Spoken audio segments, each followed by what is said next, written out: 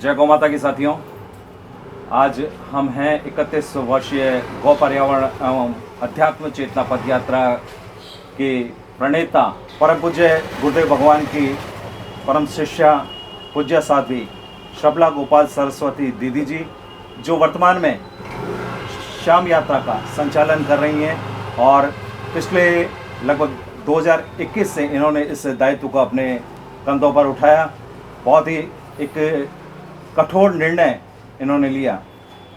पदयात्रा जब राजस्थान, संपूर्ण राजस्थान में भ्रमण करने के पश्चात गुजरात में प्रवेश की, तब से इन्होंने इस यात्रा को संभाला। आज हम दीदी जी से चर्चा करेंगे कि इनका जो गुजरात का अनुभव है वो कैसा रहा। दीदी जी, आपके चरणों में साष्टांग प्रणाम। राम राम जी। दीदी जी, गुजरात में आप लगभग, जहाँ तक मेरी जानकारी में, 2021 के अंदर आप प्रवेश किए जी, शाम यात्रा को लेकर। जी, ठीक है। आप अभी हम एमपी के अंदर प्रवेश कर चुके हैं लगभग 10 मई को। जी। आपका जो ये 1.5 साल का जो अनुभव रहा, उसके बारे में हमारे दर्शकों को बताएं। जय गौ माता की। 10 सितंबर 2021 को यात्रा ने गुजरात में प्रवेश किया। गुजरात का लगभग दक्षिणी गुजरात का जो प्रांत है, वह स्थिति काफ़ी विकट है। धर्म को लेकर के धर्म परिवर्तन भी बहुत तेज़ गति से हो रहा है। बाकी सौराष्ट्र और कच्छ, इन दो क्षेत्रों की बात करें तो वहाँ गौ माता जी को लेकर के वातावरण वर्तमान में सही है। जब यात्रा के कार्यक्रम उस दिशा में हुए थे तो अच्छा रिस्पांस भी था, लोग समझते भी है, गाय माता को मानते भी है। पर जैसे कि मैंने पूर्व में कहा, दक्षिण गुजरात में लगभग गोवंश अब ना के बराबर हो चुका है। केवल जो सापुतारा, धरमपुर और कापरडा का जो पहाड़ी क्षेत्र है, बस वहाँ पर लोकल गौ माताएँ हैं और वो लोग आज भी गौ आधारित कृषि करते हैं और गौ माता का दूध भी नहीं निकालते, पर वो सहज भाव से गौ माता की सेवा करते। बाकी अन्य अगर उस क्षेत्र की बात करें तो लगभग गोवंश वहाँ है ही नहीं।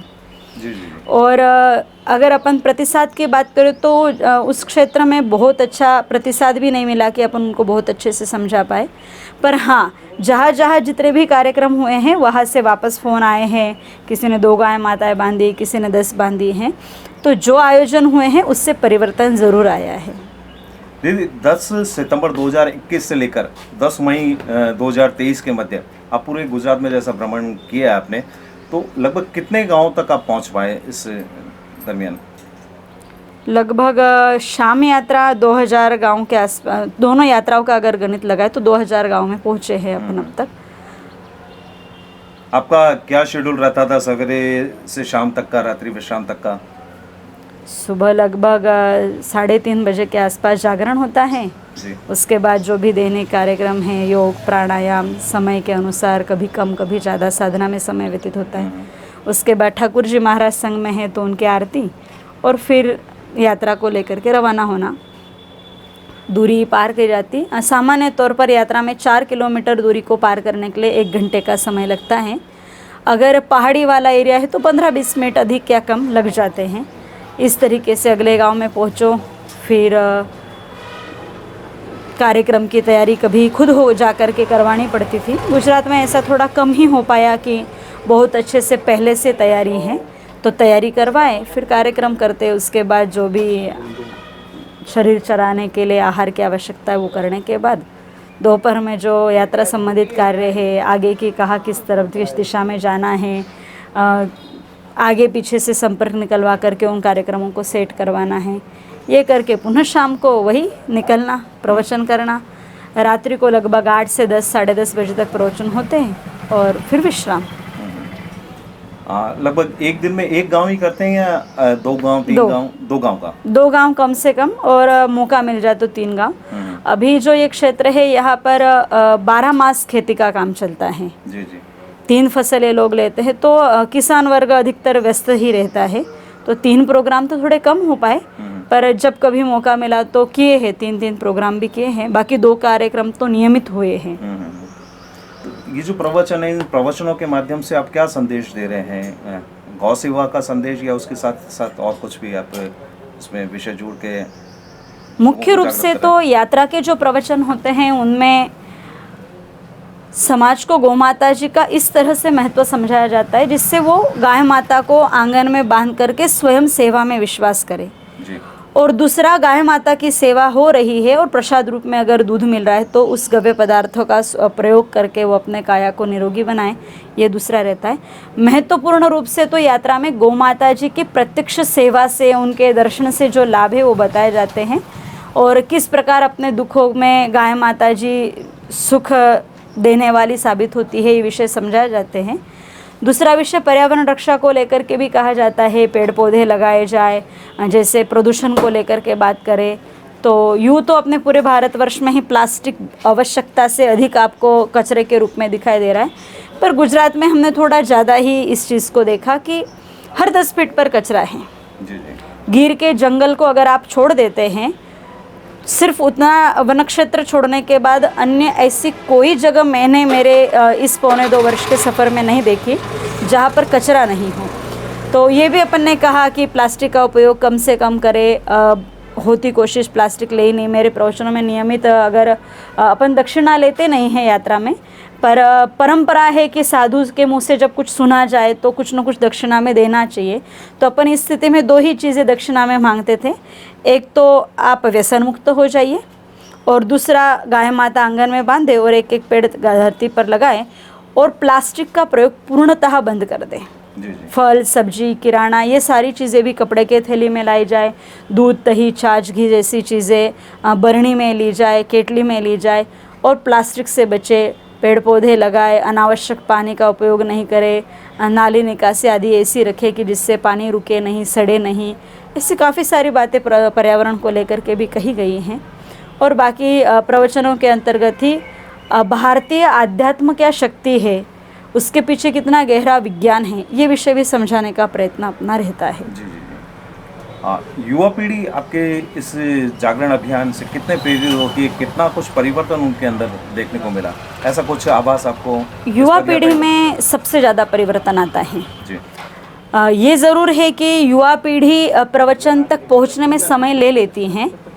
हाँ, जैसे अपन अगर रोज़ के 2 गांव में जा रहे हैं तो वहाँ पर वृद्ध लोगों की संख्या जैसे 30% होती हैं और 60 से 70% सामान्य वर्ग होता है, जैसे 35 से 55 साल की उम्र के लोग। युवा पीढ़ी का अगर अपन विचार करें तो बच्चे फिर भी आ जाते हैं, लेकिन युवा कमाते, पर जितने भी युवा आते हैं वो चीज़ को समझते हैं और समझने के बाद परिवर्तन है। जैसे आठवाड़ा करके एक सौराष्ट्र का गांव है, प्रारंभ में उनकी बहुत अच्छी रुचि नहीं थी, फिर उनको थोड़ा अपने पहले 1 दिन पहले प्रवचनों में बुलाया, उन्होंने विषय को सुना और आज स्थिति ऐसी है कि वो कतई इस मार्ग के पथिक नहीं बन सकते थे, पर 1 दिन के प्रवचन से ही उन्होंने बहुत अच्छे से गौ सेवा का काम शुरू किया है। उस क्षेत्र में कोई भी एक्सीडेंटल गौ माताएँ हैं या फिर जो आज़ाद गोवंश है, उनकी उन्होंने बहुत अच्छी सेवा की। यहाँ तक कि लंपे के समय में उनकी टोली इतनी बड़ी हो गई है अब कि वो नियमित गौ माता से जुड़े हुए कोई न कोई काम करते हैं। और भाव की अगर अपन बात करें तो मैं खुद भी इस चीज़ से आश्चर्यचकित हूँ कि इतने कम समय में गौ के प्रति इतने सुंदर भाव बन सकते हैं क्या। तो प्रदीप जी करके वो सज्जन हैं जिन्होंने पहले से इस चीज़ को शुरू किया है। और गौ माता को ये नंदी भगवान घायल हो गए थे, किसी ने उनको कुल्हाड़ी से वार किया था, तो उनको जब नीचे गिरा करके उसको साफ़ करे तो उन्होंने लात की मारी, ऐसे कुछ हुआ जिससे उनका हाथ टूटा। फिर जब मुझे इस चीज़ का पता चला तो मैंने उनसे बात की, तो उन्होंने बिल्कुल मुस्कुराते हुए कहा, दीदी ये तो नंदी बाबा ने कृपा की है, कोई बड़ा संकट टाल दिया। और वो उसी जोश उत्साह के साथ सेवा के कार्य में आगे ही बढ़ रहे हैं। तो युवाओं में अच्छा परिवर्तन है। काफ़ी सारे ऐसे युवा हैं जो इस सेक्टर में मुड़े हैं और घर में गाय माता बांधने को लेकर के या फार्म हाउस पर गाय माता बांधने को लेकर के उनका अच्छा रुझान भी है। अच्छा परिवर्तन है युवाओं में। दीदी, जहाँ तक मेरी जानकारी में आज तक के इतिहास में किसी महिला ने ऐसी पदयात्रा का जो संकल्प है नहीं लिया। आपने ये इतना बड़ा बीड़ा अपने कंधों पर लिया है, तो इसके पीछे क्या हेतु है और आप इसको किस नज़र से देखते हैं? देखो, आज से पहले महिलाओं ने संपूर्ण भारतवर्ष की यात्रा की है या नहीं की है, ये ठीक है कि इतिहास में ऐसी कोई चीज़ पढ़ने को नहीं मिली है अब तक, पर भारतवर्ष में यात्राएं होती रही हैं। तो तो मैं खुद ये नहीं कह सकती कि मैं पहली भारत की ऐसी नारी हूँ जो यात्रा कर रही हूँ। और वर्तमान समय में अगर उद्देश्य की बात करें तो अब तक की चर्चा से जो उद्देश्य सामने आता है, घर घर में गौ माता बंदे, ये मुख्य उद्देश्य है। दूसरा विषय, यात्रा की जिम्मेदारी मैंने मेरे कंधों पर क्यों ली, अगर आपका ये प्रश्न है तो यह यात्रा गुरुदेव की ही है और ये गुरुदेव के मार्गदर्शन में ही चल रही हैं और करता धरता सब कुछ गुरुदेव ही है। ये शरीर ज़रूर चल जाता है पर मैं खुद विचार नहीं कर सकती हूँ कि हाँ मैं चल जाऊँगी, चलने के बाद प्रवचन भी कर लूँगी, स्वतः के कार्य स्वतः भी कर पाऊँगी। जब ये सारी गतिविधियाँ आराम से हो रही तो मैं सोचती हूँ कि इसमें बल देने वाले गुरुदेव और गौ माता ही हैं। यात्रा को लेने का मेरा कोई विशेष ऐसा उद्देश्य नहीं था। पूर्व में 8 वर्ष तक गुरुदेव भगवान ने यात्रा चलाई, उसके बाद दाता भगवान का और जो गौ माता के लिए अच्छा काम वर्तमान समय में कर रहे हैं, जैसे पथमेड़ा के स्वामी दत्तात्रेय जी महाराज है, राजेंद्र दास जी महाराज है, तो इनका आग्रह था कि गुरुदेव भगवान को कि बाबूजी आप गाड़ी में नहीं बैठते हो तो बहुत सारे ऐसे स्थान हैं जहाँ पर आपका जाना ज़रूरी है जी। अगर आपकी वहाँ उपस्थिति है तो वो गौ सेवा का कार्य और अच्छे से हो सकता है। फिर हमारे जो दादा गुरुदेव हैं, मतलब मेरे गुरुदेव भगवान के गुरुदेव, उनका भी गुरुदेव भगवान को यह आदेश था कि राजस्थान में आप यात्रा कर लेना, उसके बाद गाड़ी में बैठ करके इसी काम को और गति देना। तो जो ये उलझन मेरे सामने आई और गुरुदेव का बिल्कुल यात्रा को लेकर के ये मत था कि नहीं 31 वर्ष तक यात्रा चलानी ही है और इन्हीं नियम सिद्धांतों के साथ चलनी चाहिए। तो फिर जो भी परिस्थितियाँ मेरे सामने आई तो मैंने एक दिन सहज गुरुदेव भगवान को यह विषय कहा कि गुरुदेव अगर अपने को देश में गाय माता का काम ही करना है तो आपने जो लकीर खींच दी है उस पर तो हम फिर भी चल जाएंगे, नया तो हम शायद ही कर पाएंगे। तो अगर आप मुझे उचित समझे तो आपकी जगह पर पैदल अखंड चलने का संकल्प मैं ले लूँगी और आप वाहन में बैठ कर के अन्य काम करना चाहे तो मैं अपनी ओर से अपने आप को आपके चरणों में इस काम के निमित्त रखना चाहती हूँ। फिर गुरुदेव भगवान ने इस विषय को स्वीकार किया और उसके बाद यात्रा में हम रह रहे हैं। बाकी यात्रा लेने के पीछे मेरा एक ही उद्देश्य है कि गुरुदेव भगवान स्वतंत्र भाव से और भी गौ माता जी का काम अच्छी तरीके से करने के लिए बिल्कुल आज़ादी के साथ कर पाए, अन्य कोई उद्देश्य नहीं है। दीदी, निश्चित रूप से आप ये जो पद यात्रा कर रही हैं उसमें चैलेंजेस काफ़ी आए होंगे, तो ऐसा कोई क्षण आपको याद आता है जब एकदम परिस्थितियाँ ऐसी विकट बन गई और आप असहज हुए, ऐसा कोई क्षण नज़र आता है आपको कहीं? नहीं, ऐसा तो अभी तक कुछ निर्णय ऐसा कुछ सामने आया नहीं है। जी जी जी। मौज है, आनंद है। रही बात उतार चढ़ाव की, तो देखो यात्रा है तो उतार चढ़ाव है और सामान्य तौर पर समाज जब किसी भी प्रकार की यात्रा करता है वर्तमान समय में तो वो एक एन्जॉयमेंट के लिए, एक मज़ा लेना है, इस तरीके से होती है। अपनी यात्रा का ऐसा कोई उद्देश्य ही नहीं है। ये मानसिकता पूर्व से ही बन गई थी। जब गुरुदेव भगवान ने यात्रा निकाली तब देखा था समाज का किस प्रकार का प्रतिसाद होता है, समाज क्या क्या बोलता है, क्या क्या विषय होते हैं। तो मैंने ये सोचा ही नहीं था कि यात्रा में एन्जॉयमेंट होगी। मैं इस परिस्थितियों के लिए पूर्व से ही तैयार थी कि यात्रा एक समाज के विपरीत कार्य है। जी जी जी।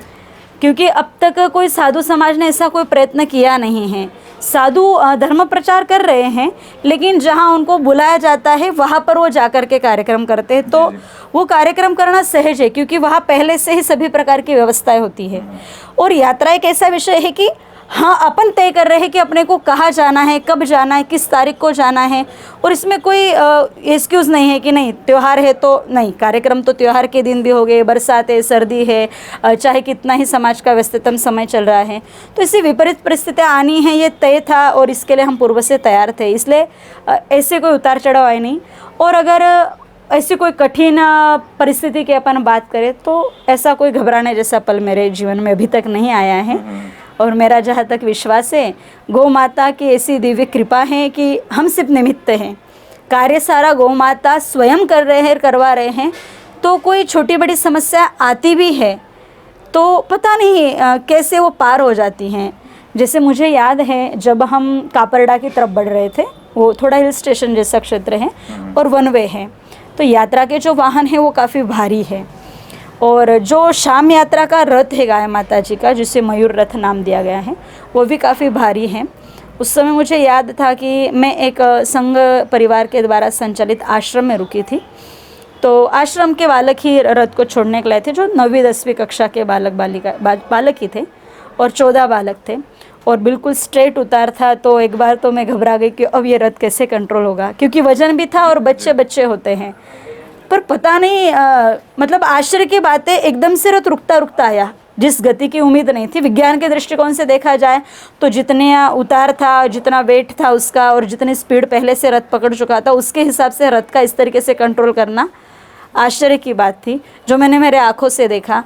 और उसी रास्ते से यात्रा के भारी वाहन निकलना, क्योंकि वहाँ जगह ही इतनी सी थी कि कठिन था, पर फिर भी वो पार हो गया। तो मैं ऐसा सोचती हूँ मेरे 1.25 वर्ष के इस प्रत्यक्ष अनुभव में कि यात्रा कोई इंसान का काम नहीं हो सकता, इसमें ज़रूर कहीं दिव्य शक्तियाँ लगी हुई है, इसलिए दिव्य शक्तियों के कारण ही ये यात्रा चल पा रही है। बाकी कोई व्यक्ति अगर सोचता है कि मैं 10 दिन के लिए घर से बाहर निकलूं, तो वो अनजान जगह भी जाता है तो उसको खरीद लेता है। जैसे कोई होटल में रुक रहा है तो वो उसके एक नाइट के लिए भी उसकी मालकी की जगह है। अपना ऐसा नहीं है, अपन जहाँ जा रहे हैं वो नया एरिया है और कोई अपने को बुला नहीं रहा है। अपन जा रहे हैं, ठीक है, उसके बाद लोग सहखुशी अपने लिए तैयार हो जाते हैं और अपना स्वागत भी करते हैं, अपने अभियान को समझ करके अपने को साथ भी देते हैं। पर फिर भी हर जगह नयापन रहने के बाद या नई जगह जाने के बाद भी ऐसा कोई विकट परिस्थिति या विपरीतता मुझे नज़र नहीं आई है। निश्चित ये ईश्वरी कार्य है और ईश्वर ही इसके लिए पूरक है और उन्हीं के द्वारा ये काम हो रहा है।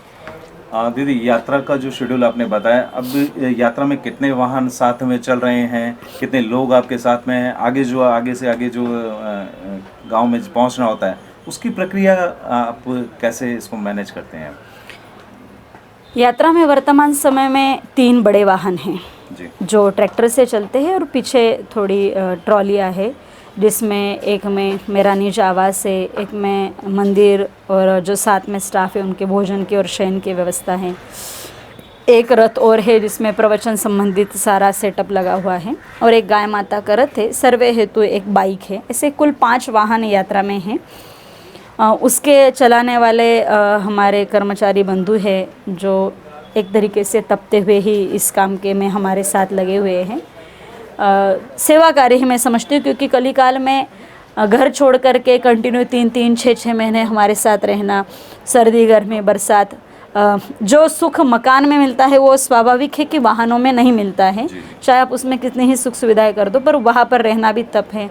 तो हमारे साथ जो कर्मचारी बंधु हैं वो भी बहुत अच्छे से इस काम को करते हैं और वाहन हमारे साथ के स्टाफ जो बंधु है वही ले जाते हैं।